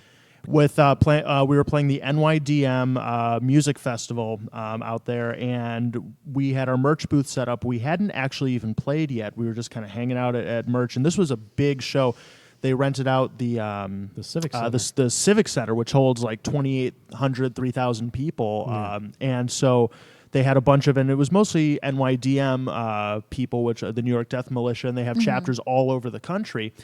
And there was a couple, maybe late 40s, came up to us, and they were a bit nervous to talk to us. Yeah, at first. and we're like, hey, it's cool. No, what's going on? So we got to talking to them, and they actually told us, they were like, look, we came from California to Holy see shit. you. Like, they completely overshot where we're from to go to the other side of the country to come see us just play. to see us. Yeah, which was I'm blown away. And it was the most. It was a very humbling and it was just, really cool. Just jarring experience, because it's like, wow, Don't fuck up. yeah, real right. Well, it's like shit. You guys spent a lot of money. Yeah, to come see to it. come. You know, you could. I even said to him at one point, like, you know, we from Chicago. You could have cut You the didn't trip in have to half. go that You didn't far. have to go this far. I mean, so But yeah, that was amazing. yeah, I like that. Like I had mentioned previously, when we went to Europe, and having the fandom over there is like it's a different level. It's really it's kind of mind blowing, because I had people coming up to me, like knowing all the bands that I had ever been in, like even crappy ones in high school. I'm like, I was in that band for like a month. I don't even remember the people in it. How do you know their names? And it's just like, it's that kind of interaction that I love, because I mean, it's just like there's people that are just into it that much. Rob, and they're they stalking you. That's disturbing. I'm kidding. That's awesome. I called it just aggressive love. I guess Aggressive I'm wrong. love. I guess I'm wrong. Okay. The point So- that they know more about you than you is scary. Oh yeah, and this is your social security number. Yeah. Give me that back. You don't need that. Why do you look like me? Wait, have I been here before? Is your mother's name Helga? No. But I mean, it just like anywhere we go, the fan interaction is always great, especially when we get to know fans when they keep coming back and visiting us, and and seeing us, and you're getting really friendly with them. It's things like that I really dig. But I love when we go somewhere new, and it's like, well, is anyone going to know us here? And they totally do, and just that. Well, we had an interaction like that when we were in Mankato, just on our tour recently. Mankato, Poughkeepsie. We play all the funny name Yeah, towns. that's right. Right. We're not a New York City. We're not a Minneapolis. We're a Poughkeepsie and a Mankato type of band. But no, we had now. so we actually had somebody, because we were supposed to play in a town called Savage, Minnesota. Oh, that's right. That would have been perfect And for know. you. we were supposed to play Very at disappointed. it was at a festival, but unfortunately there was just some scheduling issues. We couldn't make it. And there was a guy out there who had said, he's like, man, I've been a huge fan of you guys for 30 years, and I've been waiting to see you. And then you canceled the show, and now I don't know if I'm ever going to get to see you, because you guys don't make it up here that often. And we're like, well, we're actually coming through with Dave Ellefson on his Bass Story tour in a couple of weeks. Why don't you come out that? And we're like, oh yeah, it's in Mankato. And he goes, oh man, that's 40 miles from my house. I could totally make that happen. So he came out. Yeah. And I remember meeting him in person, because I had talked to him just a little bit online, and just super cool, nice dude. And when we were actually playing, he was right up in front, just rocking out with us. And I remember asking him after our set, I was like, so is it everything that you wanted? He's like, oh man, and so much more. You guys were great. So Yeah, I love That's that kind of fucking stuff. awesome. Yeah, I love that shit. So Well, we still have a few more tracks to play for the night, so let's play a couple more, and then we'll do a bit of a wrap up, and we can listen to 2 more tracks going out for the night. sweet. So the next 2 that you want to play, We should have 4 more, I believe. 4 Yeah. more. So the Yes. next 2. So I would say that, well, I'm going to save the big ones for last. So why don't let's do What You Crave. That's track 2 on the record. that's a good one. Also, White Castle, we're still holding out for that brand deal. Totally waiting for sliders to show up at the house. But I I ate. bet you my roommate's probably eating them all. That's why I haven't seen Yeah, them that's yet. probably what it is. Yeah. So, and then let's do this song that I'm choosing is it was also like when our deal was first announced with Combat.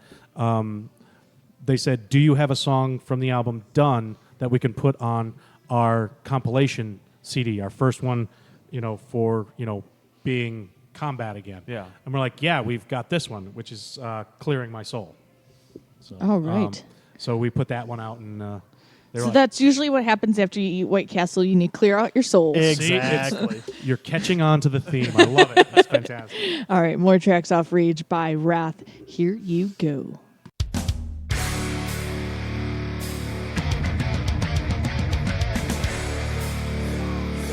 Lost.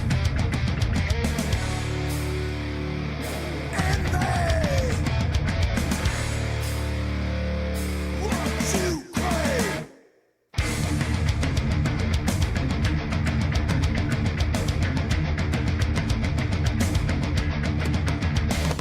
Impulsive, reckless,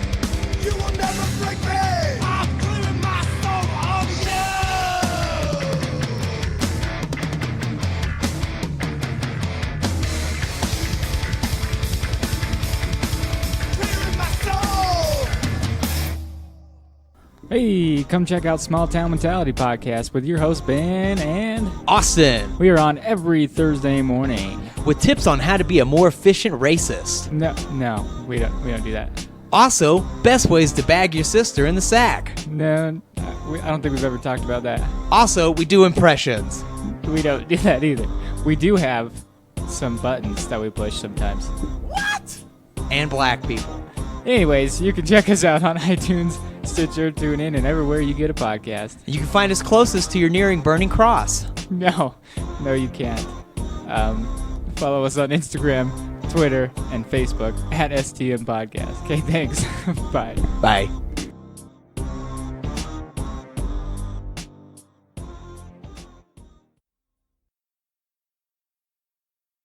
Woo! All right, we just heard What You Crave. And Clearing My Soul. Woo! We are rocking out still the metal experience in the dungeon of Fit to Spare Keys. Those were two more Wrath tracks. Morgan? Yeah. Take it away. Yeah, so we're wrapping up for tonight, and I just wanted to go over quick few announcements as usual of what we got going on with us and just our friends in the scene. So don't forget, our friends in Victims are heading out on tour next week for their Halfway Happy Victims Volume 3 CD release tour.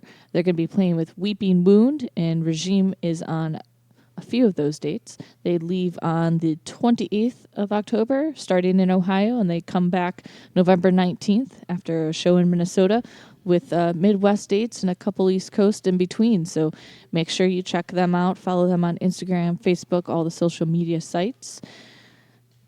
And keep scrolling through my phone. I started taking screenshots of things, so I remembered to announce.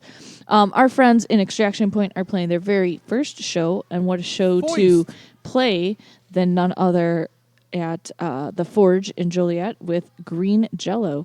They're going to be playing alongside What, Bad Blood, and Villainous Grin. And there's a sideshow and human body suspension act with a costume contest also happening. So there's a $500 cash in prizes for best and sexiest costume, and tickets you can buy off of Extraction Point. Where's that at again? That is at the Forge in Joliet. What day? The 27th. Okay. Metal on the Rocks presents the Zombie Walk up in Waukegan. The Shooters Tour happening with Heavy Lies the Crown, our friends in Vicious Attack, Purge, Siren of Sorrow, Portals, and No Conviction. That is going down in Waukegan. Like I said, downtown Waukegan, Courtyard on Genesee. I don't know how to say that word. Genesee. Right. Yeah. That's our So neck of the food and woods. beer Yeah, that's our- available from local establishments around it. I heard the Zombie Walk is pretty cool. Have you guys partook in the Zombie Walk? Not in many, many years, Yeah. but it is a super, super cool That is event. this So- Saturday, really fun. October Yeah. 20th. Always fun. Halloween stuff is always fun. I love yeah. October. Dire Atrophy. We featured them a couple weeks ago on our show. They were from Florida. They were Luco's friend from high school, Tom, who was also in the other band that we featured. But Dire Atrophy was one of them.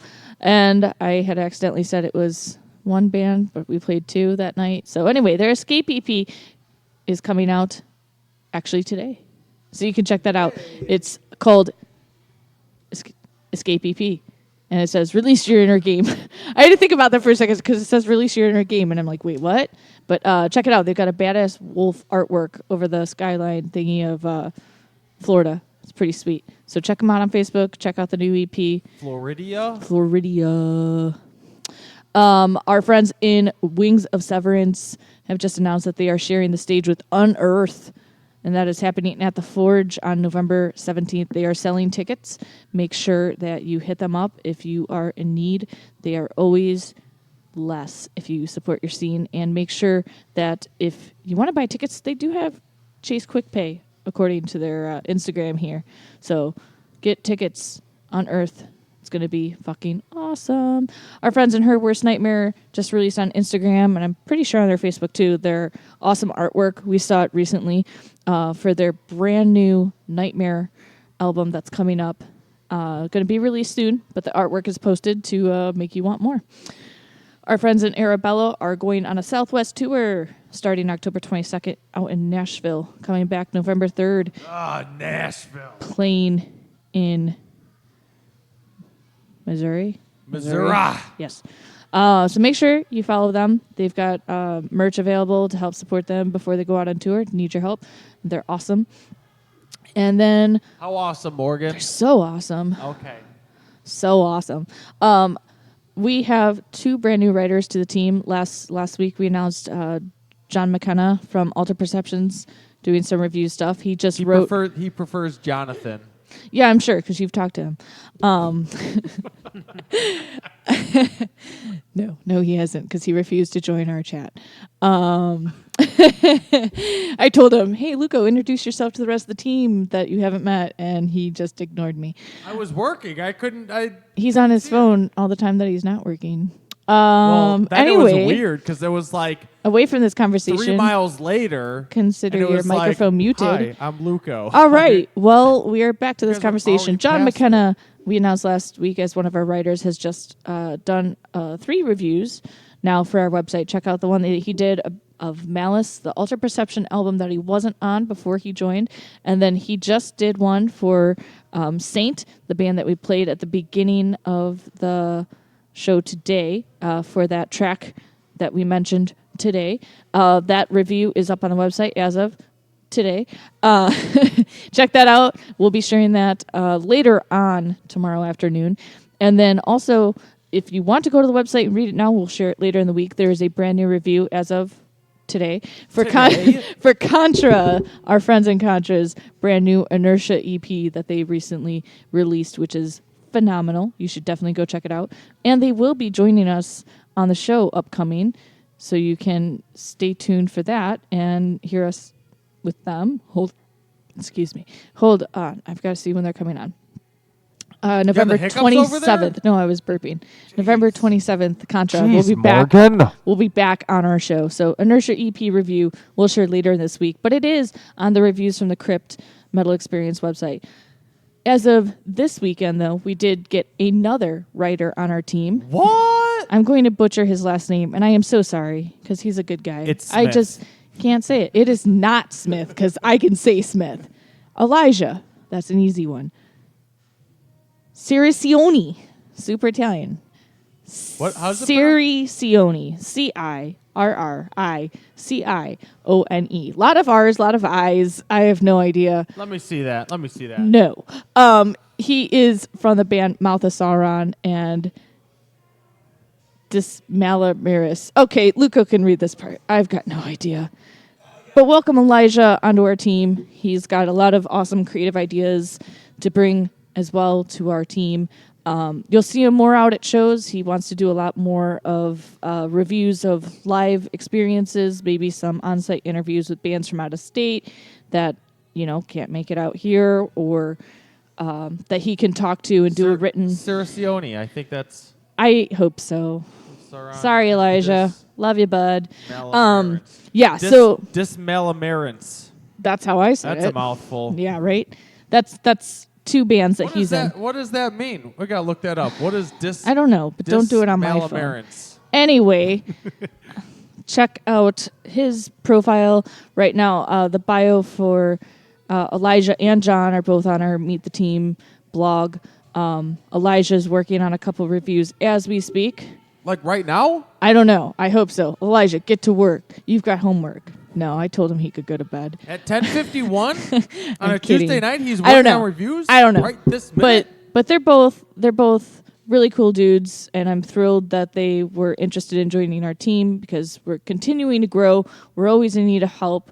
Always looking for more people to contribute, to write, to take photographs, whatever, to find creativity to bring to the metal experience. We are interested. So hit us up if you are in need of a hobby. We can help you out. And yeah, that's all I got. Or so next, even like a stepping stone. stepping stone. There's We've had some other people on our crew that have used, like, hey, do you mind if I write some reviews for you guys, and then it'll help me move on to my next thing. Yeah. Absolutely. Sean McClellan is How do you pronounce that name? McClellan. There we go. Is a good person to use for an example. He was with us for about a year, and then he and his buddy started Full Metal Media. They do a lot more things with national acts and videos, and they're awesome. He does the questions and asks them off screen, but focuses more on asking the musicians up close and personal after shows or before. When they're nice and yeah. sweaty. And they do awesome live performance videos, and they just did an awesome music video for Hive not They too did the long Hive ago. video? Was it the Hive? Was it? I Oh. thought it was Hive. Shit. Sorry, guys. Poop. Oh, poop. Yeah. Anyway, I'll share that later. I'm pretty sure it was Hive. Shit. I don't know. Anyway, next week on our show, we are welcoming back. Haven't had them on in a couple years. Always entertaining. It's going to Who? get probably down and dirty. Who? I'm going to make them say another poem. One Steel Wound. Oh, my goodness. We've been buddies with them for quite some time, and it's going to be a blast. So we're looking very forward to that. They have a slight lineup change, a brand new drummer in the mix that we will get to meet and hang out with. Hopefully We're a gonna lot get new awkward music. with. We're going to get super awkward.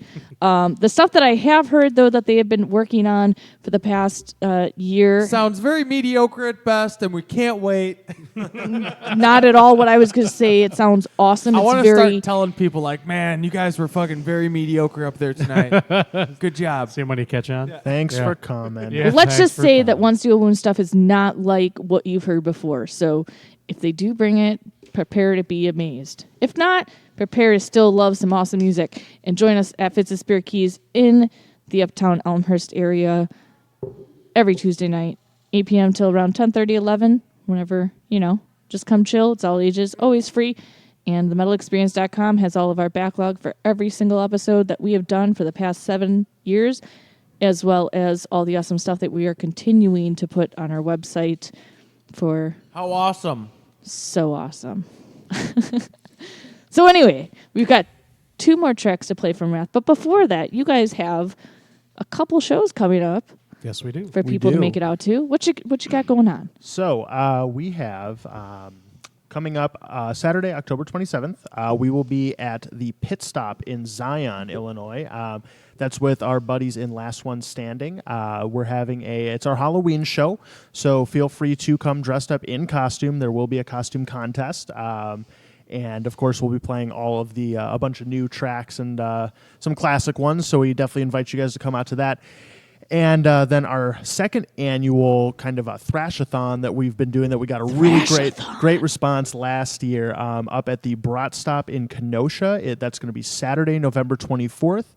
That's with Judas Rising and the Angry Squirrels. So that's going to be an absolutely killer show. Yeah. The Angry Squirrels? Yes, Yeah, the Angry they're Squirrels. great. They seriously are Yeah, really great. Yeah. Hold on. Okay. Have you seen the Sarah Silverman comedy special on Netflix? I got rid of my Netflix, so no.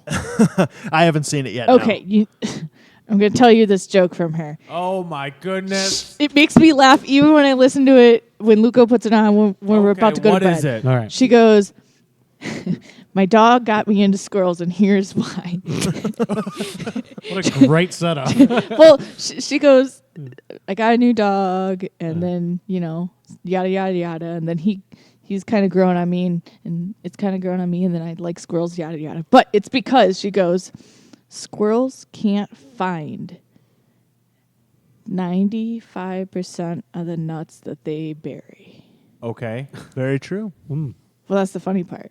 Is that the joke? Because she's like, God created this schizophrenic creature that just goes crazy because it can't find its buried nuts. That was your joke. Hence Yes. hence it was we Sarah Silverman. Yeah. It Hence was we better have lots told of by oak her, trees. but it was hilarious. That's right. Because she's like, and then those nuts become trees. And it's all because these fucking squirrels can't find their damn nuts. Squirrels, the bees of the mammal world. Yeah, exactly. It's So fucking nuts. I'm and you funnier think than about Sarah it, Silverman. Just saying. but you think about it, and Funnier that's such a looking, crazy yes. concept that they literally bury all these things and they can't fucking find their own shit. Very true. That's true. That's hilarious. That is good. And true. So the angry squirrels. Yes, Yes. the angry Now squirrels. you know why they're angry. Yes, because they can't find their nuts. That's Yes. right. You should tell them that. I'm not telling them that. I'm not telling That's where I was I getting like at those with guys, that. so I'm going to leave it at that. Yeah, yeah. So. I don't want them to hate me. So wait, they're on your. their Halloween show? No, the- No, they- last one standing is our Halloween show. Because and I was gonna say you should dress as squirrels. we should. So again, that's Saturday, October 27th. That's Big at the pit inflatable- stop in Zion. Yeah, big and inflatable then squirrel costume. And then the show at Broad Stop is Saturday. That's November 24th. That's a Saturday after Thanksgiving. Mm-hmm. So everybody should be in town, thoroughly binged on turkey, and you need It's to Black get it. Friday. Yes, it's the day after Black Friday, so you're pissed Oh, off it's from not Black you're Friday. pissed off from shopping. Yes. You're stuffed with turkey. You're ready to rage. Come rage it out with us. Damn right. Judas Rising, which is Scott Judas Davidson Priest? is in that band. Yeah, Scott Judas Davidson. Priest cover band. Yeah. And then and the Angry Squirrels, which they're kind of like just a general metal What a cover bizarre band. opener. Yeah. Yeah, so they're gonna be two amazing shows, and I think you guys will really dig them. And then we're gonna be going out to Indiana in February, and then in January we've got, November, excuse me, November 20th we're gonna be with Raven at Reggie's. Oh, that's right. Yeah. Yeah. So Mobile Death Camp Speed Freak is also on Yep. that. It's gonna, Yeah, that's That's so- going to be a awesome. great You show. can- We played with Raven a few times before, and man, it kills. we played with them at St. Vitus in New York a couple years ago, which was Yeah. sweet. But you can find this and all of our show details on our socials. You can find us on Facebook, facebook.com/WrathChicago. You can check us out on Instagram. That's at Wrath_Chicago. Find us on Twitter at Wrath Chicago, all one word. So we are pretty much everywhere and anywhere you want to be. We're also on YouTube at Wrath Official, so check out our music there. Again, Rage is streaming on Spotify. You can also find it on iTunes or pick it up at empmerch.com.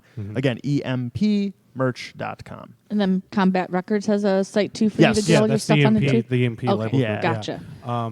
And once we get the store done on our other regular website, you'll be able to purchase from us as well. So, and that website is wrathmusic.webs.com currently. Awesome. Lots of places to find us. We have Yeah. There's no Very- excuse not to get it. Exactly. Very accessible. Well, shout out to Ed, your guy Ed, for putting together this awesome interview. It was an honor having you guys out here. I was stoked. I was like, oh my god, these guys have such an awesome history, and to get you guys out here, and you know your shit. You're Thank just you like, so oh my much. god, Yeah, there's, no, this there's has so been a lot much, of fun. I've so enjoyed much it, that yeah. we've learned tonight, and what an awesome album to bring, and even not even being out a week, amazing, and definitely. Check these guys out. They've got a ton of original awesome merch ideas. I mean, a beer mug, an awesome tote to carry all your swag in. You guys got everything covered, and Do you great guys carry that artwork and around at everything. every show? Yes. We Yeah. try and bring our full line to every show. You got the That's awesome. watches. You Yeah. come and everything? prepared. Watches, dog watches, tags, yeah, dog pins, tags, pins, patches, weed grinders, stash containers, cigarette containers. Oh, we just got in coffee tumblers. Little speaker balls. Yeah, little, those are brand new Yeah, too, yeah. So, I mean, basically, because Gary Modica, our bass player, comes up with all this stuff. So we call him what is it? Gene Simmons.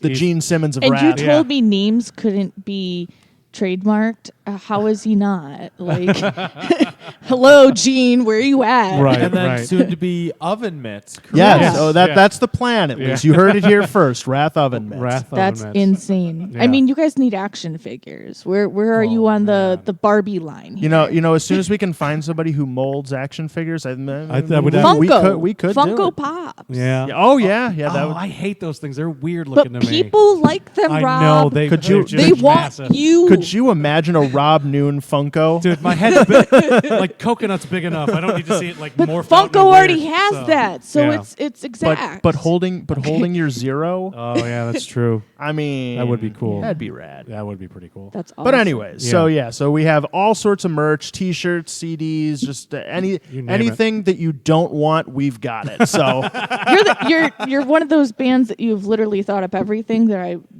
Oh no, we still got a lot of stuff It's too. crazy. there's a lot of stuff in the works that will be coming soon. Yeah. So That keep are- your eyes That's open. awesome. Yeah, I mean it's awesome. Well, we still have 2 tracks to release into your eardrums to end the night. That's off of Rage, including the badass Motorhead cover, which you've said is only available on the Rage physical CD, which you can get only through Combat Records website and at your shows. So the last two tracks of the night, Ace of Spades, and what was the other one? So the other one is actually the first track, ironically, of the record. This was one of the first kind of like singles that we have. This is called Conflict.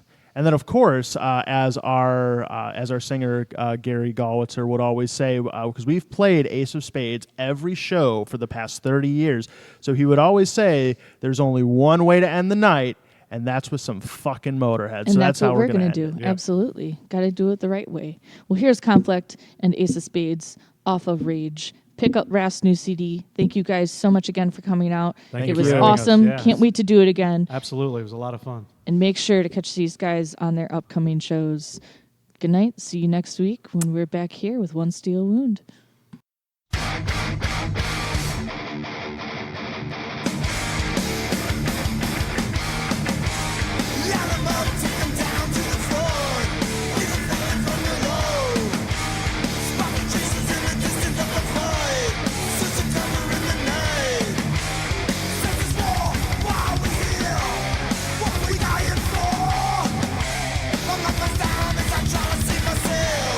Life must be for my eyes.